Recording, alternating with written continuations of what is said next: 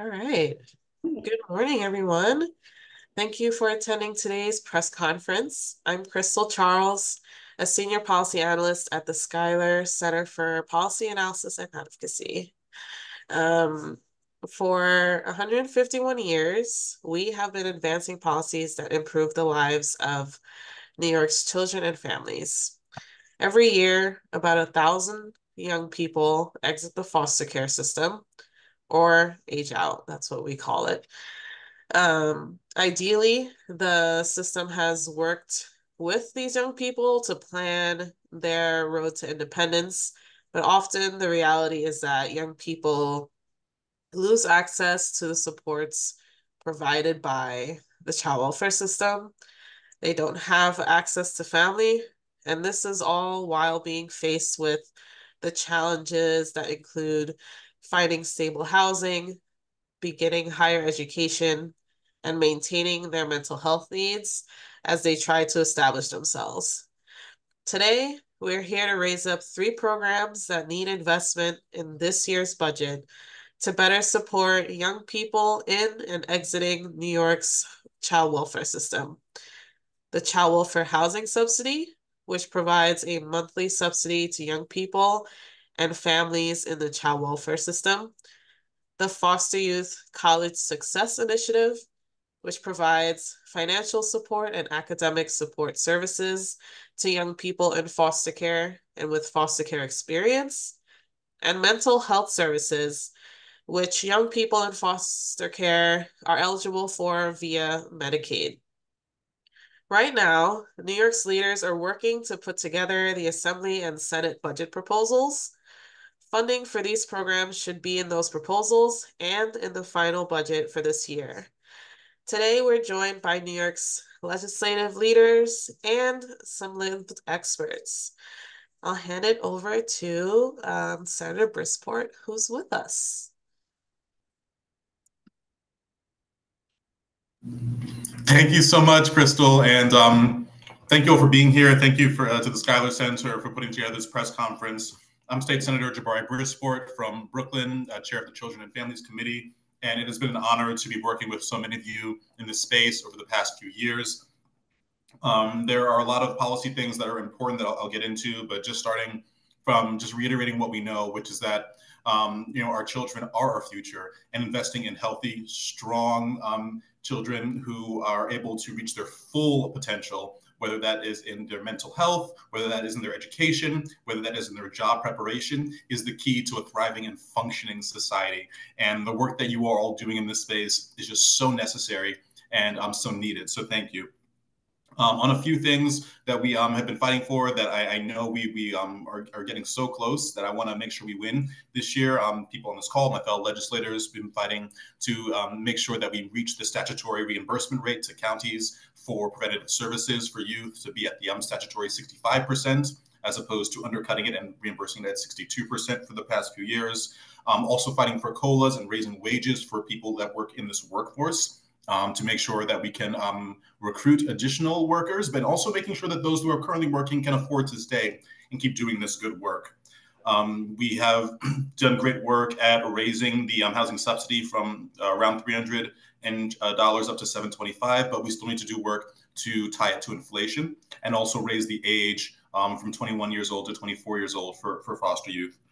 The college supports are so needed, and the mental health is just so needed. And I know one day we will pass the New York Health Act, which guarantees healthcare and mental health care to every single New Yorker, regardless of work status or immigration status. But these are the things we are absolutely fighting for, and I'm looking forward to getting as much as we can done, one, in the budget, both in our one houses that are coming out next week and also in the final budget that's due April 1st. You have me as a partner, and thanks again to Schuyler Center and everybody else on this call that's working in this space. Thank you, Senator Brisport. I'll pass it to Assemblymember Housie. Thank you for joining us today. Thank you. Good morning, Crystal. Hope you're doing well. And thank you. It's always tough to follow Senator Brisport. He's These are so good, always tough. You guys got to let me go first sometime. I also want to acknowledge Assembly Member Chantel Jackson, who's a rising star in the state assembly, and we've been working on issues as well together. So, listen, I want to talk primarily, if I can, about the housing subsidy. This has sort of been a labor of love over the last 6 or 7 years, and we're getting so close to where we need to be. The reality was we had put in for this housing subsidy during a prior administration where we were not allowed to get any increases in money. But during that time with the former governor, what we were able to do is allow these foster youth kids to live together as roommates and continue to use the subsidy. Then Senator Brisport is absolutely right. I think it was last year they were able to raise the subsidy level from 300 to 725, which is a huge victory for us. And now what we're going for this year is crucially important. We want to raise the age of eligibility for that subsidy from 21 to 24. The logic being that that is the most difficult time for foster youth when they are leaving the services that they have been using over the past couple of years. Actually, the deadline for which they are going to leave the services becomes sort of a scary time for them. It's a countdown until when they're on their own.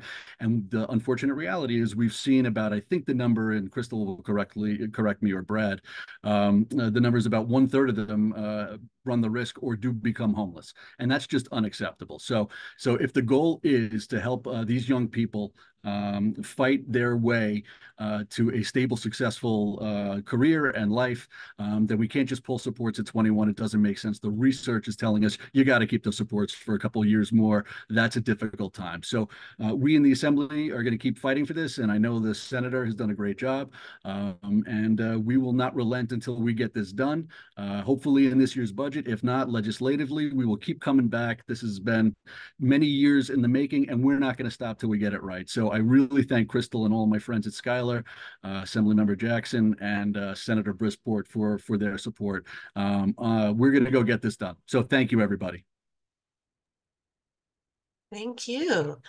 And we're also joined by Assemblymember Chantel Jackson.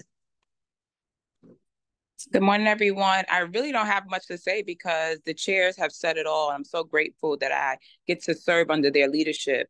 And I'll just make it real personal for me. I've shared my story before, but my partner, Terrence, went through foster care, and he was 21 when he got his apartment. And understand this, that was not the norm. He just so happened to luck up and was able to find housing and was supported through his process. But like our chair has said, most people don't have that same experience, and they still need a little more support. And that's what we're fighting for, continuing to make sure that our most vulnerable populations are taken care of. As a social worker, that is at the front of my mind every day, every time I wake up, making sure that people are taken care of and we provide the needs. So I'm grateful for our leadership. Thank you all for the work that you do. And like I said, we have to have to have fair wages because we have to keep people in this work. We can't lose you all to other jobs just because the pay is better. So thank you, guys. Let's continue to fight. Thank you so much, all of you, for sharing your passion around these programs. And just to clarify for those of us listening, the 65% state share for preventive services, the child welfare housing subsidy is actually one of those preventive services. And it's actually 41% of young people that have housing concerns when they age out. So it's actually more than a third, according to a recent study done by our partners at the Fostering Youth Success Alliance. And yeah, these issues are, housing is a crisis for basically almost most New Yorkers at this point. But it's especially pronounced when you're a young person trying to get, your first apartment, and you don't have those ties to family like other young people in that same age group. I see Assemblymember Darling has just joined us, so I'll pass it over to her. Hi, everyone. How are you? We prepared remarks. Should I read the remarks we prepared? Yes, definitely. Okay, good. All right. So today I stand before you not as a New York State Assembly member, but as a witness to the struggles and triumphs for our youth in foster care. Their stories, often hidden in the shadows of society, are a testament to the resilience of the human spirit. Yet behind every success story lies a tale of adversity, a journey filled with challenges that test the limits of courage and determination. As the chair of the subcommittee on foster care and a member of the Children and Families Committee, I have had the privilege of bearing witness to these stories firsthand. I've seen the hope in the eyes of a young person as they embark on their journey to higher education, fueled by dreams of a brighter future. And I have felt the weight of their struggles, the barriers they face, the odds stacked against them, and the systemic injustices that threaten to derail their aspirations. But hope lies in initiatives like the Foster Youth College Success Initiative, a program that seeks to level the playing field for our youth in foster care by providing them with the support and resources they need to succeed academically. It is a lifeline extended to those who dare to dream beyond their circumstances, a lifeline that must be protected and nurtured at all cost. That is why today I stand before you with a fervent plea, a call to action to ensure that our advocacy for $10 million for the Foster Youth College Success Initiative in the final enacted budget does not fall on deaf ears. This funding is not just a number. It is a lifeline for those who face extraordinary challenges, offering them a chance to break barriers and build brighter futures through education. So I urge you, esteemed colleagues and members of the Assembly, to act upon this call to action. Stand with us as we champion the rights and dignity of our foster youth. Together, let us illuminate the path to a brighter future, one where every young person has the opportunity to thrive, to succeed, and to live a life filled with promise and possibility. So that is what my team and I came up with because,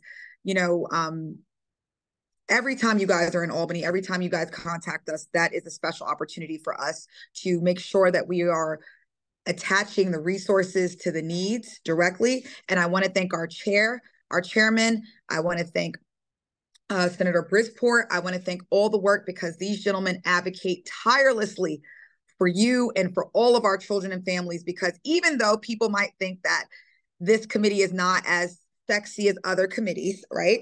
It is the most important committee because what is more important than our families and children? We are working to pass a budget to support families and children. So I love that you guys have made this space for us. I love your advocacy. I love that you never give up because our children are watching and they're listening. And we are going to make sure the governor is watching and listening, that the Senate is watching and listening, and the Assembly is watching and listening. So anything that you need from us, you have real champions in the halls of the Capitol right now. So thank you all. Thank you so much. This is very encouraging. And as we're raising up the Foster Youth College Success Initiative, this is a perfect time to hand it over to Deidre at Fostering Youth Success Alliance. Thank you. Good morning, everyone, and thank you so much to Assemblymember Hevesy, Senator Brisport, Assemblymember Darling, and Assemblymember Jackson for joining us. You all leading in this space is so important to make sure our young people have those spaces to look to know that someone is fighting for them.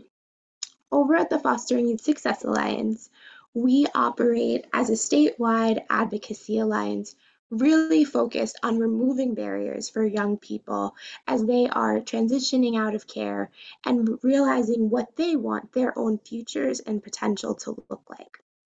For our young people, that is imperative that we listen to them and we listen to what they're telling us. They tell us they need that support around housing. They tell us they need support around their education and around mental health. For FISA, that work has looked like working with our team of youth advocates and making sure that we're putting their voices at the front. One of our biggest initiatives that Assemblymember Darling just spoke to is the Foster Youth College Success Initiative. This program aims to provide academic financial assistance, really close the gaps for youth with a foster care background as they are pursuing that higher education. In addition to the college initiative and the need to invest $10 million, we also champion advocacy around housing. We know that young people need housing in order to have their most basic needs met and be able to think about not just surviving, but thriving. So with that, we want to see that housing subsidy definitely increased as it has been, but also have that cost of living adjustment each year and have that available when young people need it from age 21, instead raising that upper age limit. With that, I am going to hand things over to our amazing youth advocates who can speak to this far better than I ever could. I'm going to first hand things off to Amal Karuthi, who is one of our FISA youth advocates and is also does amazing work with Youth Empower. And then we'll hear from Santana Pierre, another one of our FISA youth advocates. But first, Amal. Hello, my name is Amal Karufi. Just like Deidre said, I'm a youth advocate with the Fostering the Success Alliance, as well as a youth action researcher with Youth Empower. As an advocate, I have used my foster care experience to not only inspire and educate, but to also take action in a way that doesn't whitewash or sugarcoat the challenges that we face, because we deserve better than that. As someone who endured all type of discrimination, whether it was about my sexuality or race, having to blow up different people's phones, emails, and even pulling up to their offices just so they remember I existed, or just having to listen to people encouraging me to get pregnant just to speed up my housing process, I understand firsthand the struggles of navigating through this molasses of a system alone with no assistance. One of the many problems for those exiting the foster care system is financial stability, especially as they're navigating the challenges of adulthood. We need to ensure that the child welfare subsidy for young adults aging out of care is adjusted to keep up with real world cost. While the subsidy was increased to $7.25 a month last year for a month, it wasn't properly adjusted to inflation, which completely limits its effectiveness in addressing housing instability for all young people transitioning out of care. This is crucial, especially considering the current housing crisis in New York. Some people would say that I should be happy that someone finally got back to me with a voucher with an unrealistic expiration date, despite the fact that I've spent 5 years playing the longest game, Frogger. What they don't seem to account for is that during those 5 years, I've spent it walking around with burning pockets from having to pay bills, foster parents who thought they were entitled to my checks, food, and other essentials that I needed to stay afloat. And due to the subsidy's current rules, I wasn't eligible for it since I was over the age, which meant whatever I didn't hustle for or kiss ass for, I paid out of pocket. I believe we not only need to increase the subsidy to match the current cost of living prices, but to also expand the age to 24 so that young people transitioning out of care and possibly into their forever homes have the proper support to stabilize themselves. It is imperative that we take the first steps to making the journey for all young people slightly smoother, thereby increasing the chances of success for all those leaving the system. Thank you again for your time, and I hope to see you all in different spaces. I'm going to pass it back to Deidre. Thank you so much, Amal, for sharing that firsthand experience, because nothing speaks to it better than that. With that, I'm going to pass things over to one of our other amazing advocates, Santana Pierre, to speak a little bit more to the college mission. Good morning, everyone. Just like Deidre said, I'm Santana Pierre, and I'm also an advocate for the Foster Youth Success Alliance. I'm a first-year student majoring in psychology at Binghamton University and a current foster youth. There was a time where I never truly imagined myself attending college because I felt like the experience and the depth that I would feel would be financial stability. I also believe that my caregiver or anyone would never be able to afford something that costly. As you can see now, I went against the odds and took that big step, applied, and got into Binghamton University. Foster Youth Success Alliances has supported students like myself who want to go to college and view themselves as degree holders and compete in the workforce. FISA have been so helpful with guiding me through my first year of college, providing valuable resource, academic advice, and a supportive community to help me navigate this new chapter of my life. The increase in budget will not only benefit foster youth, but it will also affect more young children to attend college like myself and envision themselves conquering obstacles. Thank you. I'm going to pass it back to Deidre. Thanks so much, Santana. Again, congratulations. And to both you and Amal, thank you for really just bringing your stories to the forefront. With that, I am going to pass it back to Crystal. Thank you. And thank you both for sharing your your words with us today and your experiences, and your time, of course. Time is expensive. So next we will hear from Brad at Families Together in New York State. Thank you, Crystal, so much, and thank you everyone for being here, and for laying out the needs of young people who are in the foster care system and are transitioning out.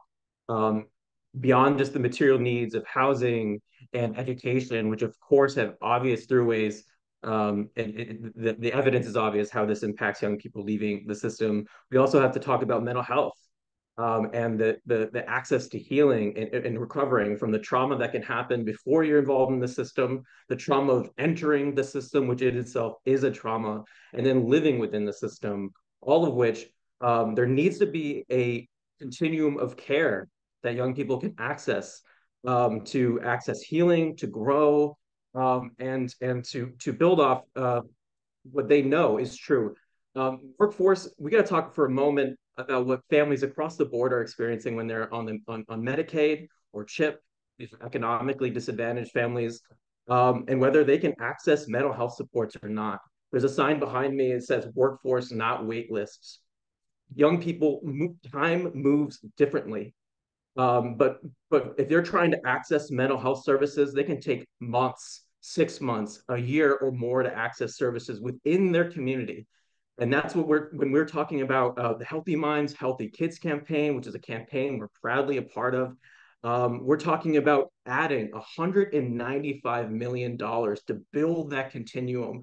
Young people that are in the foster care system have access to access to Medicaid, but those services, people have to wait such a long time to access them.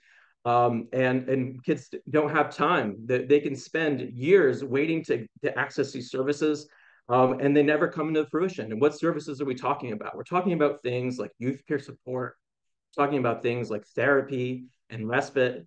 Um, and young people simply can't wait to get these things, and yet they have to. They wait such a long time to get the mental health supports they need to heal, to grow, and transition, from their trauma, and enter in society.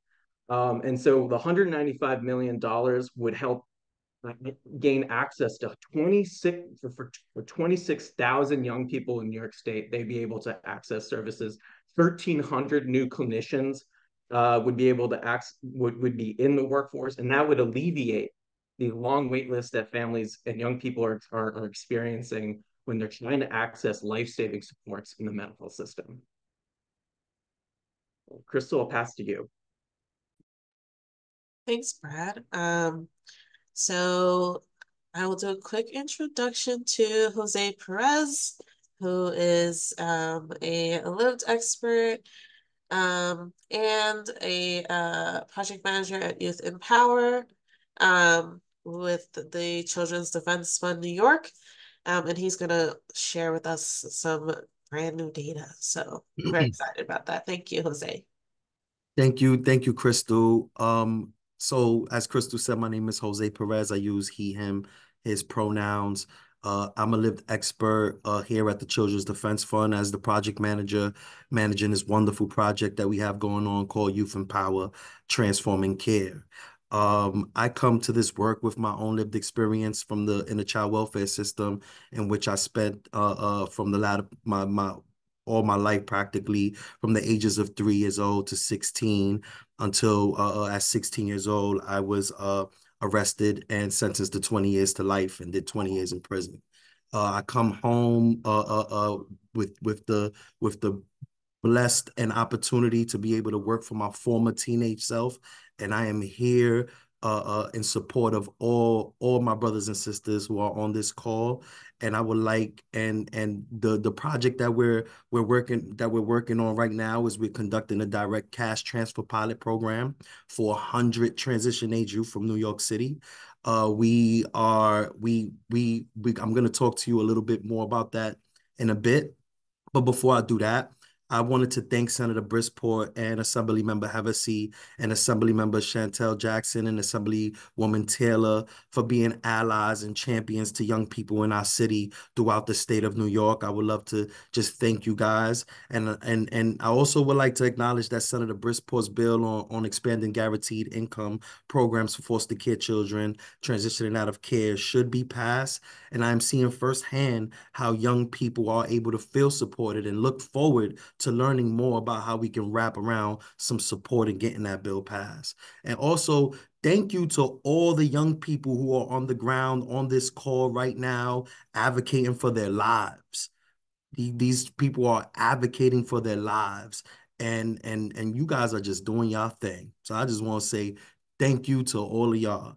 I also want to recognize Amal Karufi, who just spoke earlier, is one of our Youth Empower, Youth Action researchers and organizers, who along with 13 others impacted youth have been the architects of our direct cash transfer pilot program I spoke about earlier. Leading that DCT 100, as we call it, has been one of the most rewarding experiences, but also some of the most daunting experiences as I'm witnessing the hardships that young people face each and every day. And when young people come into the pilot, they took a survey. And that survey spoke to us about housing and stress that young people endure when they age out of foster care. I want to share with you some of these findings because they really support the legislation that we are talking about today to expand resources and mental health support for young people after they leave foster care. So only 50% reported that their housing is stable, but 60% of all youth reported at least one negative, coercive, or dangerous housing experience since leaving care. Secure, stable housing remains a significant challenge, and young people report limited options in choosing their living arrangements, despite vouchers and housing support programs. So many young people are parenting when they age out. This is really about young people and families. You know, this is about trying to stop intergenerational trauma from occurring. The law itself is about young people, but this affects entire families. This is about protecting us. So the unstable housing faced by young people leaving care is not merely a logistical issue. You know, it profoundly impacts mental health.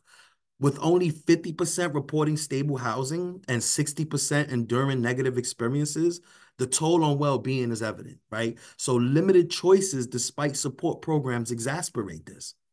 Additionally, right, many become parents, perpetuating intergenerational trauma. And this isn't just about young individuals. Like I said, it affects entire families. I want to say that again. Protection and support for these youth are crucial, not only for their own sake, but for the well-being of future generations. When we say that the youth are our future, we hold a responsibility to ensure that they path toward a bright, safe, and stable and loving future is not peppered with traps that lead to more instability and lack of support. So I close out with this. The urgency of these demands speak to how we value our children, our youth. We are talking about some of the most vulnerable young people in the state who are facing some uncertainty about where they are going to live and how their mental health will be affected. Those numbers will rise if we don't do anything about this. Thank you, and I'll pass it back to Crystal. Thank you, Jose. Just want to hold a moment for your experiences and the data that you all have gathered, because that also represents the stories and experiences of so much more young people. So I'd like to thank all of our speakers this morning, from our legislators to our young people and partners. Housing, higher education, and mental health services all help young people succeed as they find their footing in this world, especially young people who have been in foster care. We're living in a state of multiple crises: housing, college enrollment, wait lists for mental health services. But New York has the power to change this. especially for young people who are in and leaving foster care. New York has a responsibility to invest in these young people by strengthening the child welfare housing subsidy, specifically add automatic increases to the subsidy so that the subsidy amount increases each year with housing costs, and make it available to young people up to age 24 so that when young people leave the child welfare system at 21, they have access to the housing subsidy when they need it most. Fully fund the Foster Youth College Success Initiative at $10 million and invest $195 million to increase and restructure rates for mental health services so that these services can expand to meet demand. We'll be looking for these programs to be fully funded in the one houses in the coming weeks and in the final state budget. We might have a couple of minutes for questions, if anyone has any.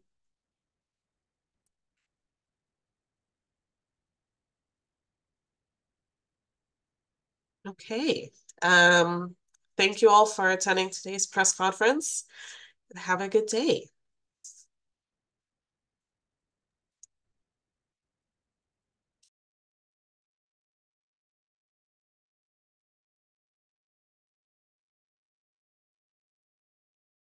Just saying bye.